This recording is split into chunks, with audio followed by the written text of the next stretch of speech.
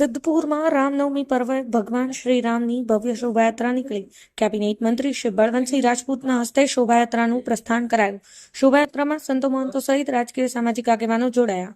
Cabinet મંત્રી શ્રી બળવંતસિંહ રાજપૂતના હસ્તે ભગવાન શ્રી રામના જન્મોત્સવ પર્વ નિમિત્તે નીકળેલ શોભાયાત્રાનું પ્રસ્થાન કરાયું. રોકડિયા હનુમાનજી મંદિરથી નીકળેલી શોભાયાત્રાએ નગરનું પરિભ્રમણ કર્યું હતું, જેમાં ભક્તો મોટી સંખ્યામાં જોડાયા હતા.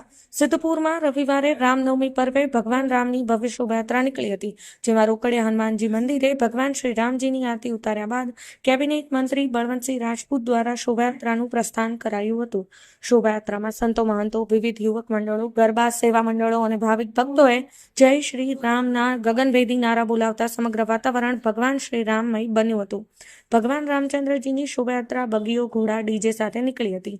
આ શોભાયાત્રાના રૂટ પર વિવિધ સેવા કેમ્પો રાખવામાં આવ્યા હતા. ભક્તિમય વાતાવરણમાં નીકળેલી શોભાયાત્રાને લીધે સિદ્ધપુર જાણે ભક્તિમય વાતાવરણ બન્યું હતું. રામનવમી પર્વે ભગવાન શ્રી રામની નીકળેલી શોભાયાત્રામાં સાધુ સંતો, સંગઠનના પદાધિકારીઓ, ધર્મપ્રેમી જનતા, સેવાભાવી સંસ્થાઓના આગેવાનો, સામાજિક આગેવાનો જોડાયા હતા.